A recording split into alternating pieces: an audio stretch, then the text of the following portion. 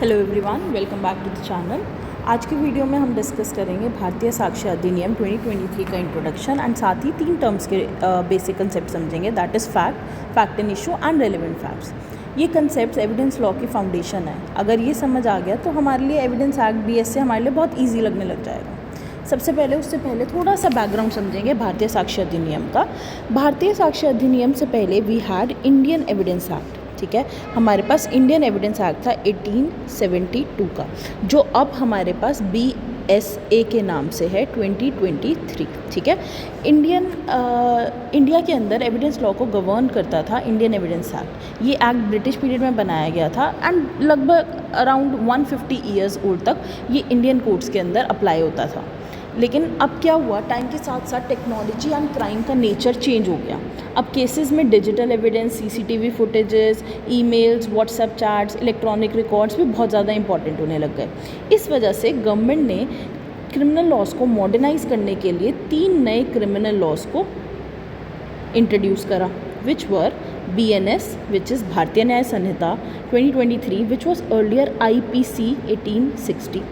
दूसरा था BNSS, भारतीय नागरिक सुरक्षा संहिता 2023, which was earlier CRPC। And third हमारा था भारतीय साक्ष्य अधिनियम, which was earlier Indian evidence act. ठीक है, आज का फोकस हमारा भारतीय साक्ष्य अधिनियम 2023 पे रहेगा, जो कोर्ट को गाइड करता है कौन से फैक्ट्स को एविडेंस के रूप में, एविडेंस के नेचर में हमें एक्सेप्ट करना है, किस किस फैक्ट को एक्सेप्ट नहीं करना। आगे समझने के लिए, एविडेंस एक्ट को समझने के लिए एविडेंस को समझना बहुत ज़रूरी है। एविडेंस क्या होता है? It is the foundation of proof of in legal proceedings.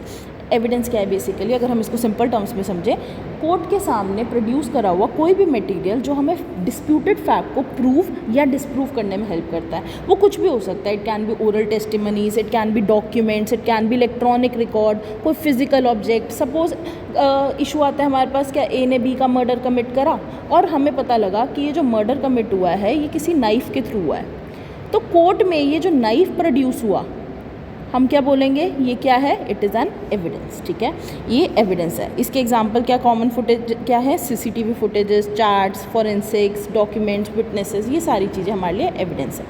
Next we talk about is fact and issue. Fact and issue को समझने से पहले हमें ये समझना है फैक्ट्स क्या होते हैं। ठीक है, फैक्ट क्या होता है? लॉ के अकॉर्डिंग फैक्ट होता है कोई भी चीज़, स्टेट ऑफ थिंग, कोई भी ऐसा फैक्ट जो एग्जिस्ट करता है। ये कोई रिलेशन ऑफ थिंग्स हो सकता है, ये कोई ऐसा फैक्ट हो सकता है जो हम अपने सेंसेस के थ्रू परसीव करते हैं। जो चीज़ हम देख सकते हैं, सुन सकते हैं, फील कर सकते हैं या ऑब्जर्व कर सकते हैं, वो फैक्ट हो सकती है। A ने B कुछ चाकू से मारा, यहाँ पे क्या क्या फैक्ट हो सकता है कि A वहाँ प्रेजेंट था, उसके B इंजर्ड था, वहाँ पे हमें नाइफ मिला, ये सब क्या है? ये फैक्ट्स हैं। अब फैक्ट एंड इशू क्या होता है? फैक्ट एंड इशू हमारे लिए सेंट्रल क्वेश्चंस होते हैं जो कोर्ट को आंसर करना होता है। बेसिकली फैक्ट एंड इशू क्या होता है? इसका मतलब होता है वो मेन फैक्ट जिसे कोर्ट को डिसाइड करना होता है। ठीक है, A पर चार्ज है कि उसने B का मर्डर कमिट करा, that A committed the murder of B। यहाँ पे क्या है हमारा फैक्ट एंड इशू? क्या हो जाएगा? Whether A committed the murder of B, क्या A ने B का मर्डर कमिट करा, ये हमारे लिए क्या है? ये हमारे लिए फैक्ट एंड इशू है। इस क्वेश्चन का आंसर ही डिसाइड करेगा कि A गिल्टी है या इनोसेंट है। इसलिए फैक्ट एंड इशू वो फैक्ट्स होते हैं जिनके एग्जिस्टेंस या नॉन एग्जिस्टेंस पर हमारे केस का फाइनल डिसीजन डिपेंड करता है। ठीक है, अब अगर हम थेफ्ट का केस देखें तो हमारे थेफ्ट के केस में फैक्ट एंड इशू क्या होगा? Did A intentionally take B's phone without the consent? या अगर हम कॉन्ट्रैक्ट का केस देखें, क्वेश्चन आया है X एंड Y का बीच में कॉन्ट्रैक्ट था, X एंड Y के बीच में कॉन्ट्रैक्ट था, X ने Y के ऊपर ये एलिगेशन लगाई कि Y ने ब्रीच ऑफ कॉन्ट्रैक्ट करा। तो ब्रीच ऑफ कॉन्ट्रैक्ट करने से पहले हमारे लिए फैक्ट एंड इशू क्या आएगा? क्या X और Y के बीच में कोई कॉन्ट्रैक्ट था भी? यही तो हमारा फैक्ट एंड इशू होगा। तो ये क्या चीज़ है? फैक्ट एंड इशू क्या होता है? ऐसा प्राइमरी क्वेश्चन जिसको डिसाइड करना हमारे लिए बहुत ज़रूरी होता है, जिसके ऊपर अल्टीमेटली कोर्ट जो है अपना डिसीजन देता है। थर्ड अगर मैं बात करके चलूँ, that is relevant facts. Relevant fact क्या होते हैं? वो फैक्ट जो फैक्ट एंड इशू को प्रूव या डिसप्रूव करने में हेल्प करते हैं। ये डायरेक्टली मेन इशू नहीं होते, लेकिन इसको इस्टेब्लिश करने में फैक्ट एंड इशू को सपोर्ट करते हैं। ठीक है, अब अगर हमने क्वेश्चन का था हमारा, क्या A ने B का मर्डर कमिट करा? अब सपोज A पे एलिगेशन है A ने B का मर्डर कमिट करा, फैक्ट एंड इशू तो हमें पता है whether A committed the murder of B। Relevant facts क्या हो सकते हैं कि A और B के बीच में पहले ही कोई ना कोई दुश्मनी थी।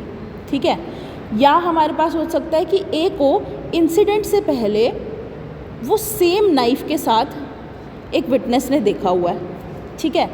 या क्या हो सकता है, जिस टाइम पे मर्डर कमिट हुआ वहाँ से ए जो है वो भाग गया, ए के कपड़ों पे खून के निशान मिलते हैं। ये सारे हमारे लिए क्या है, रेलिवेंट फैक्ट्स। ये कहीं ना कहीं डायरेक्टली मर्डर के फैक्ट्स तो नहीं है ना, मर्डर हुआ नहीं हुआ ये तो नहीं है, बट हमें आपको ये मर्डर प्रूव करने में हेल्प कर रहे हैं कि इस वजह से हम ये प्रिज्यूम कर सकते हैं, या ये इस थ्योरी को बिल्ड करने में हेल्प करेंगे कि क्या इन्हें बी का मर्डर कमिट करा है कि नहीं करा।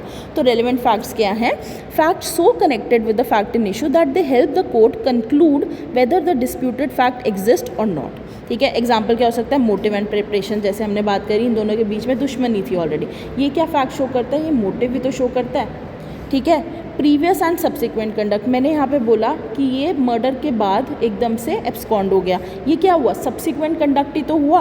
अपॉर्चुनिटी एंड एलिबाई, अगर ये चीज़ होती है कि ए पे चार्ज लगता है मर्डर का कि इस दिन इस टाइम पे उस पर्सन ने मर्डर कमिट करा, और ये बोलता है उस टाइम पे तो मैं वहाँ था ही नहीं। सपोज़ मर्डर कमिट हुआ चंडीगढ़ में और वो बोलता है कि मैं उस टाइम पे तो दिल्ली में था और मैं आपको प्रूव कर सकता हूँ, मेरे पास टिकट्स हैं, मेरे पास CCTV फुटेज है, ये सारे क्या है हमारे लिए, ये सारे हमारे लिए रेलिवेंट फैक्ट्स हैं। ये हमारे को प्रूव करने में कोशिश करते हैं, हेल्प करते हैं कि क्या इन्हें बी का मर्डर कमिट करा भी है कि नहीं कमिट करा, ठीक है। अगर हम इनका डिफरेंस समझने में चलें, what is it, the material evidence क्या है, मटेरियल डॉक्यूमेंट विटनेस ऑब्जेक्ट कुछ भी हो सकता है which is presented to the court to prove the facts. इसका रोल क्या होता है, it carries the information needed to convince the जज। ये CCTV, कॉन्ट्रैक्ट, नाइफ, ये सब क्या है हमारे लिए एविडेंस। फैक्ट इन इशू क्या है, ये मेन क्वेश्चन है, the court must answer to give the verdict. उसको डिसीजन देने के लिए कोर्ट को जो क्वेश्चन आंसर करने ज़रूरी हैं वो हमारे लिए क्या है, fact in issue. Facts that are not the main issue but are logically connected to it, वो हमारे लिए क्या है, रेलिवेंट फैक्ट्स, ठीक है। इस पर्टिकुलर प्रिंसिपल पर हमारा भारतीय साक्ष्य अधिनियम का पूरा फ्रेमवर्क बेस्ड है। अगर आपको ये वीडियो हेल्पफुल लगा हो तो वीडियो को लाइक करें, शेयर करें और चैनल को सब्सक्राइब करें ताकि एविडेंस लॉ के नेक्स्ट टॉपिक्स भी आपको ईजिली समझ सकें। Thank you.